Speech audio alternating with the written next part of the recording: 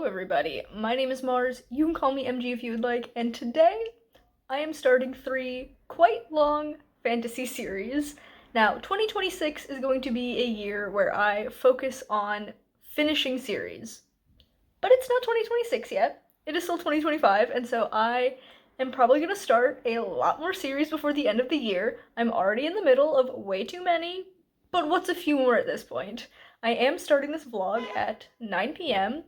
Don't know why someone's beeping outside, but the reason I'm starting my vlog this late is because I want to start reading a new book, and I can't do that until I start the vlog because the next books I planned on reading are for the vlog. So here we are.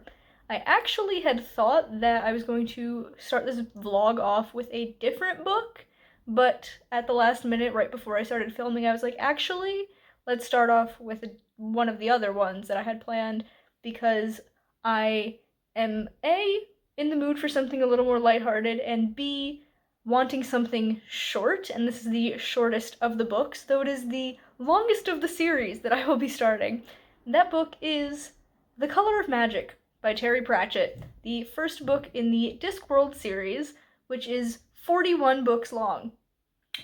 I told you I was starting some long series, guys, but this book itself is only about 200 pages, so it shouldn't take me super long. I also have the audiobook checked out from Libby, which is going to be great. I have that for 2 of the 3 books for this vlog. I love listening to a book while I'm reading it physically, especially for fantasy. I find that is just my preferred way of reading nowadays. But if you don't know what Discworld is, it is a series set in this world that is flat. It's a disc, and it's on the back of 4 elephants, I believe, is the setup. And there are a bunch of like mini series within the world, so you can kind of like jump around and read in whatever order you want. I, as a Discworld newbie, am just gonna start with the first published book and work my way through. That just seems like the simplest way to do things. So, we're starting with The Color of Magic. I don't actually know anything about what this book is like about, like the plot. It says the color of magic is Terry Pratchett's maiden voyage through the now legendary land of Discworld. This is where it all begins, with the tourist Two-Flower and his wizard guide, Rincewind. And that's it. That's all the information I get. So, yeah. I'm gonna crack into this tonight, and I think since it's so short, maybe I'll give you an update halfway through and then again at the end? That seems reasonable, so yeah, I will see you when I'm halfway through The Color of Magic.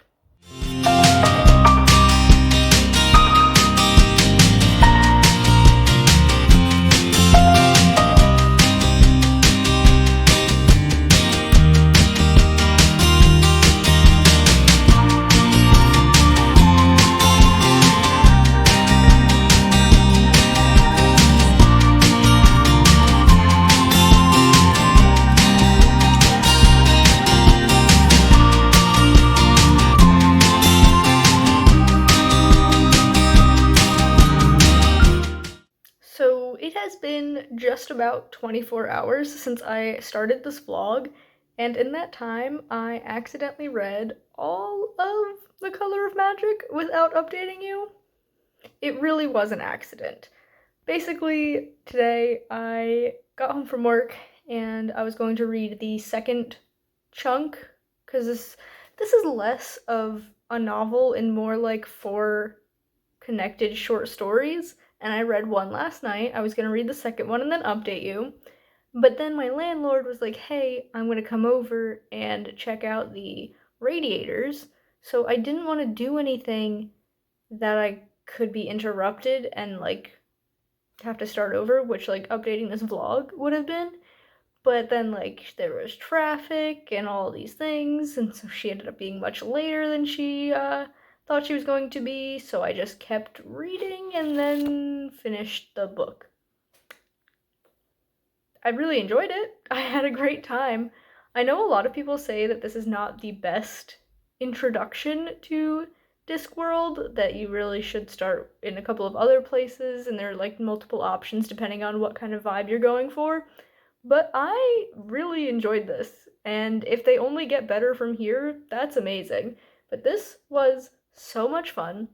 So we follow Rincewind, who is a wizard, but he never actually graduated from the Unseen University, which is where wizards go, because he accidentally learned one of the 8 spells of creation of the universe, or something like that.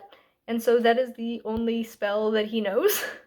And he can't cast that spell because then it would create or uncreate something? I don't know. I'm not exactly clear on the details.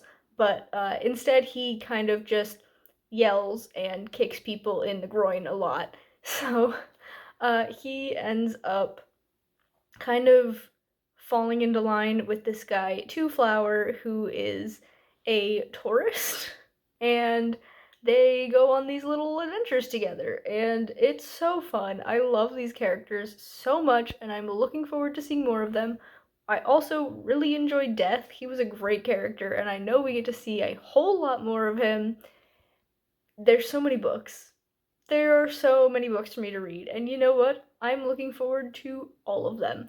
I do own one more Discworld book physically. I own Wintersmith, which is number like 38 or something out of 41, plus there's also like 8 or 9 short stories. So like I've got my reading cut out for me.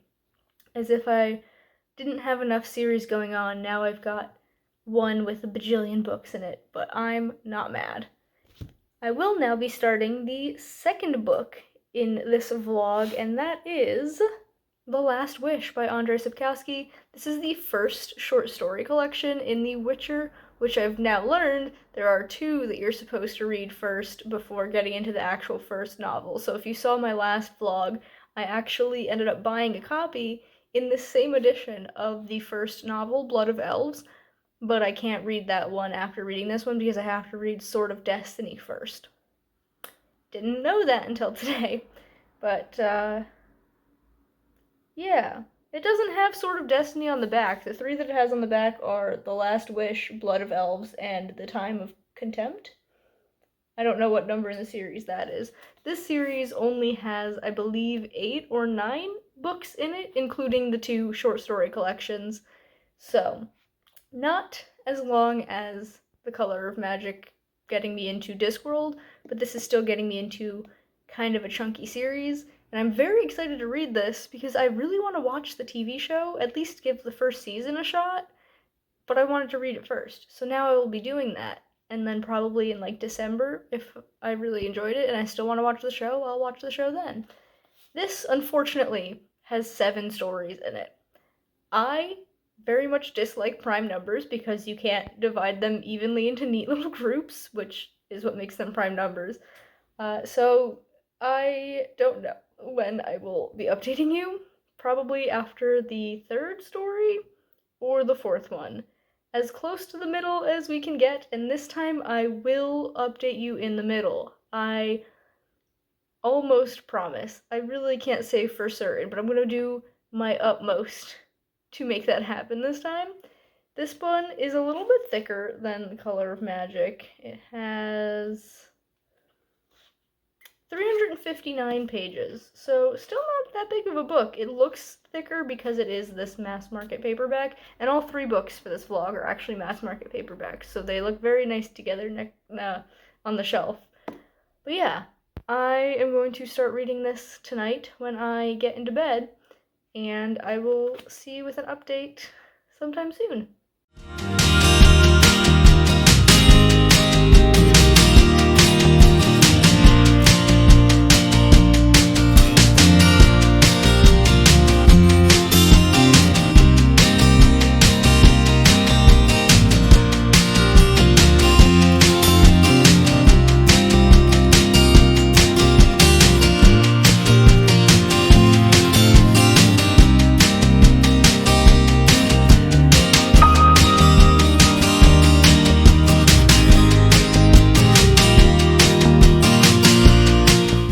Okay, friends, it is Thursday the 13th, and I am here with a reading update about The Last Wish. I am 150 pages in, which is not quite halfway, but if I read the next story, it'll put me way past the halfway point, so I figured now was a good enough time to update you.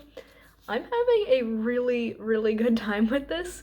It's a lot more fairy tale-esque than I expect it to be, and I at first was a little bit confused, but now I'm really vibing with it. It reminds me a lot of the Reckless series by Cornelia Funk, also known as the Mirror World series. The first book is Reckless, but then it was rebranded and republished as The Petrified Flesh. One of my favorite books of all time, one of my favorite series of all time. I love it so much. But this feels like those vibes, but for an adult audience instead of YA. So if you enjoy that series, maybe check out The Witcher, or if you enjoy The Witcher, maybe check out that series and you would like it, because I definitely see some parallels in the drawing of fairy tale aspects into the story. Something that I didn't expect that I really enjoy is that one of the stories in this book is actually broken up and told in parts between all of the other ones. So I've read 3 full stories, but then in between each one, there's also been this like frame story of sorts, and that frame story is called Voice of Reason. And essentially, Geralt has been grievously injured, and he is at this temple to a goddess that he doesn't believe in, being treated for this wound by Nenica, I believe is how her name would be pronounced, just this priestess there that he knows. And the 3 stories in between were all like different adventures that he's been on, and they were all very good. The first one is about him breaking a curse on this princess who got turned into a Striga, and I really like that it shows that he's not just out here killing monsters, even though that's essentially what a witcher is. A witcher is a monster hunter. They use both swords and magic, which is cool. Sorry, I live on a bus route, and sometimes the buses are very loud. But yeah, the first one, I like that he doesn't end up killing the monster. It's a curse breaking. The second one draws very much on Beauty and the Beast vibes, and then the third one that I just finished is very Snow White inspired, and I really like how they draw from those stories without really being retellings of them, you know? So I'm very excited to continue on with this, and I will be doing so sometime today. I am off from work, but I do have a lot going on, so I should have some ample time to read, but not as much as I would like. So I will see you probably when I finish reading The Last Wish.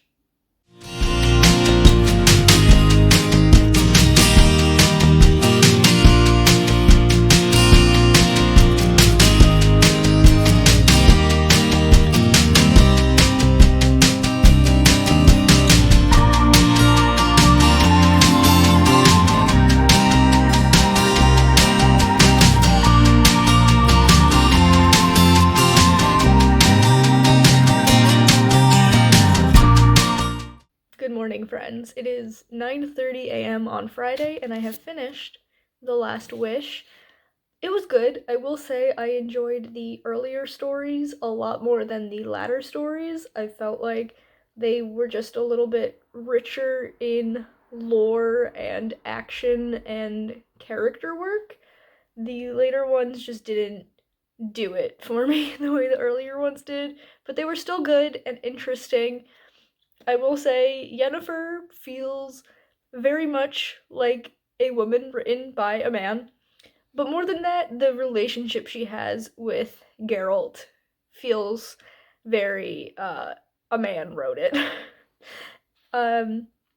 Yeah, we meet her in The Last Wish, the story that gives the collection its title, and basically Geralt is going to her. She's like this great sorceress. Geralt is going to her for help because Dandelion, his bard friend, is afflicted by this magical thing, and he's like, we need a great sorceress to break this affliction.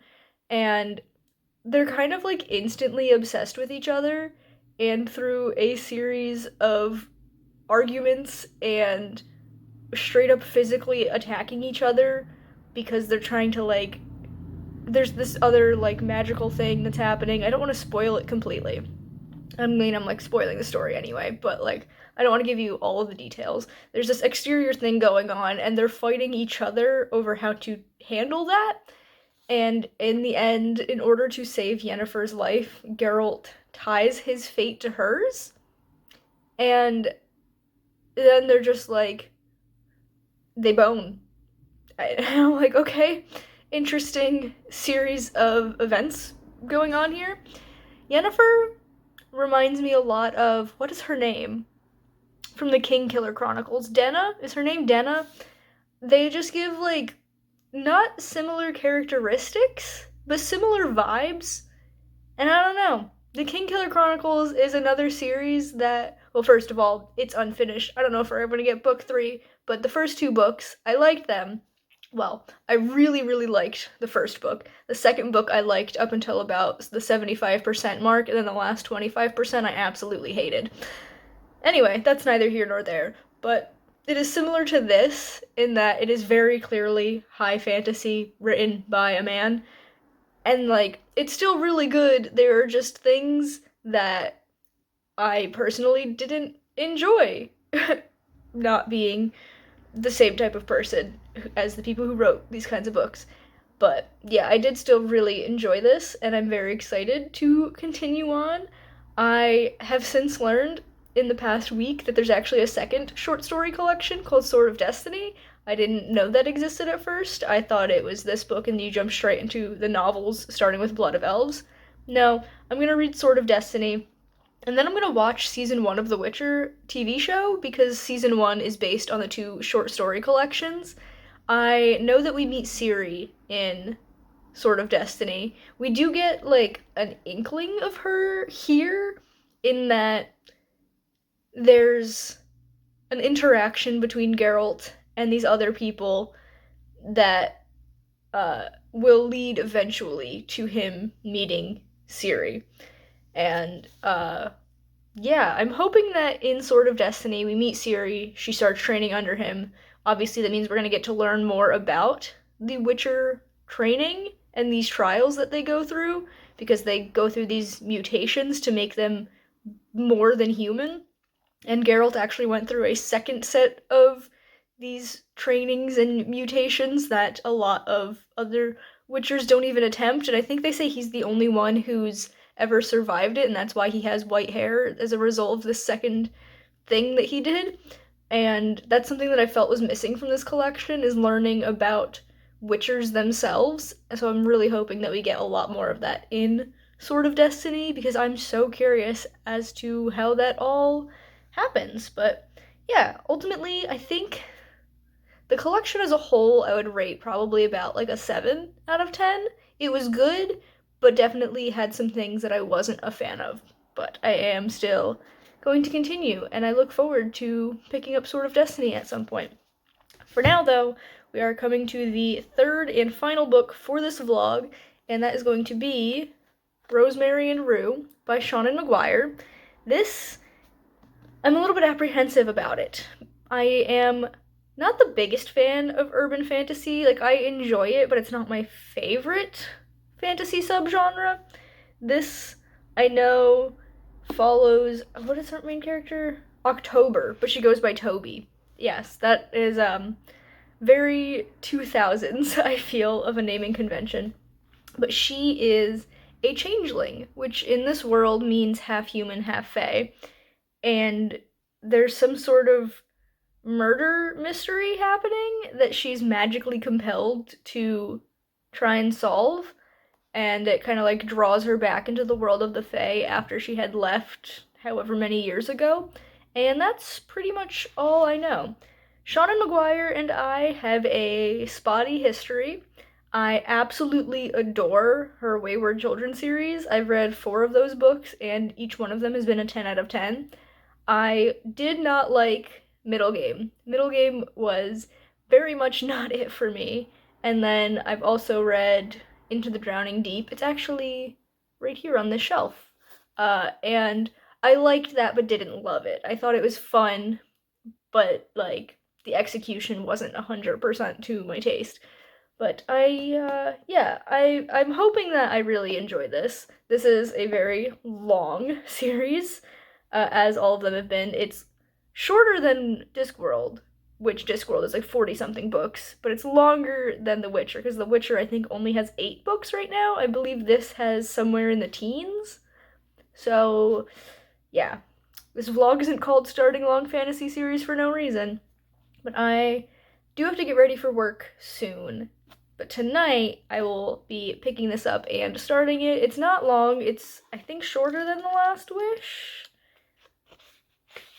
Yeah, just barely. It is 346 pages. I do have the audiobook checked out on Libby, and the audiobook is, I believe, 11 and a half hours, and I will probably be listening to that at like 2.5 to 3 times speed while I'm reading physically, because that's the speed my eyeballs move at usually. So I will, if I can like actually sit down and read for several hours at a time, I should have no problem getting through this in the next day or two. But we will see. I am going to go, and I will let you know when I've got an update on this book.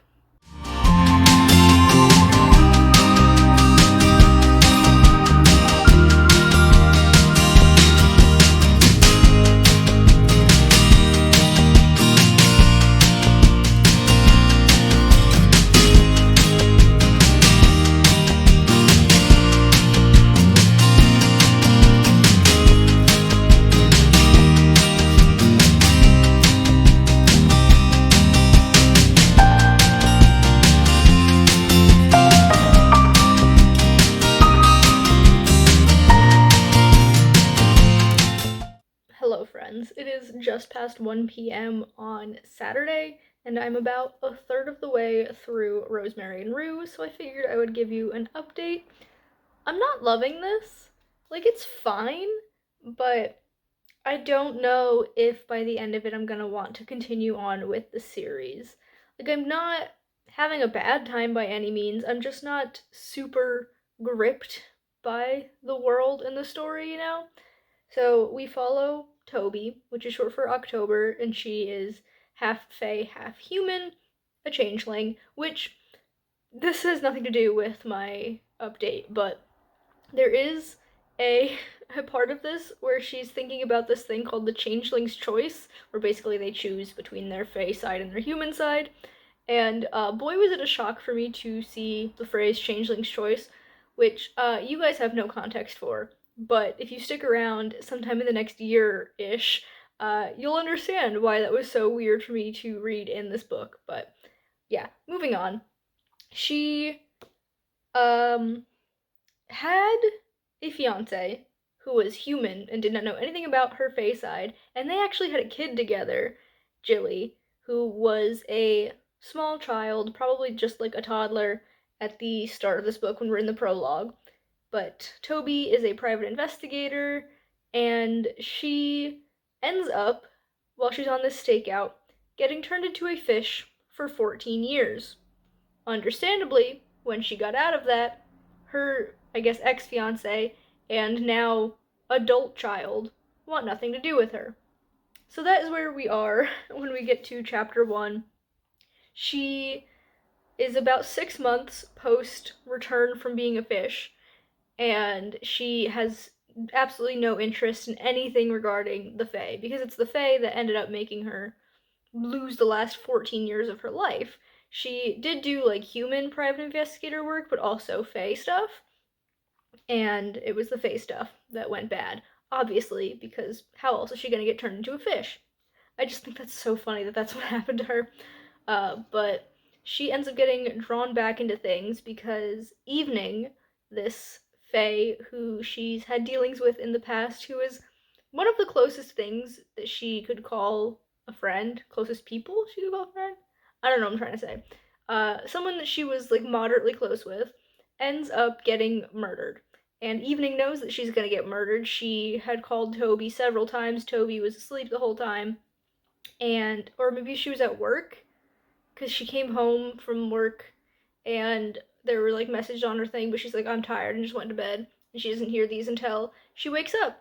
And Evening, being a full-blooded fae, can command changelings to do her bidding, and she basically, through this voice message that happened right before she gets murdered, commanded Toby to solve her murder. So now Toby probably would have at least thought about doing something with it anyway, because Evening was so close to her, but she's also magically compelled to figure out this murder. So that's essentially where we're at, is she's trying to like put feelers out and see if any of her old contacts might know anything.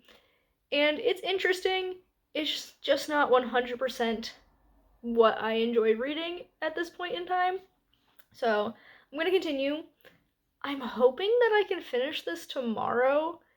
According to Libby, the audiobook should only take me a few more hours to get through. And I am working today from 3 to 10, so I'll probably only do a teeny tiny bit of reading tonight before bed, if anything at all. But tomorrow I'm off from work, so hopefully I can finish this up then. But I will see you at some point, maybe with an update when I'm further along in the story, maybe just when I finish the book. But yeah, I'll see you then.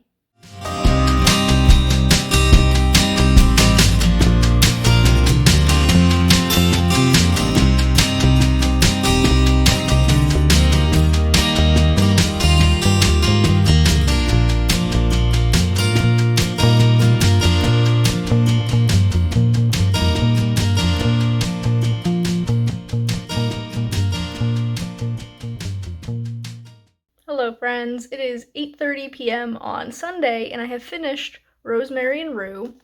This was an okay book. Like, it was fine. I don't really have anything against it, but as I've mentioned, urban fantasy isn't my favorite subgenre, so I didn't love this. I felt like it was pretty predictable in terms of like who the big bad was in the end, and the like action and pacing were not too fast, but like it felt like there was just a lot of little tiny scenes instead of letting each scene have a little more room to breathe, if that makes sense.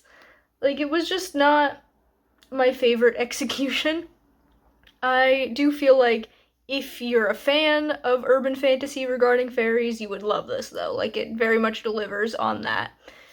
I am open to continuing the series. I probably wouldn't go out of my way to do so, but if the opportunity arose to read the next book, I would give it a shot. I would probably read 2 or 3 books in this series before I fully decided if I was DNFing it or not. If after like the 3rd one I was still feeling pretty middle of the road about it, I don't think I would continue on, but I would give it another book or 2 to see if I get more into it. But ultimately, it was middle of the road for me. But that's fine. You know, not every book is going to be 10 out of 10 amazing. I did really enjoy all of the books in this vlog, though. There wasn't one that I completely disliked, which is always great. I am a fan of when that happens, but we have now come to the end of this vlog. If you've enjoyed it, please be sure to give it a big thumbs up. You can subscribe to my channel for more content, and that way I'll see you guys in the next one. Bye, everyone.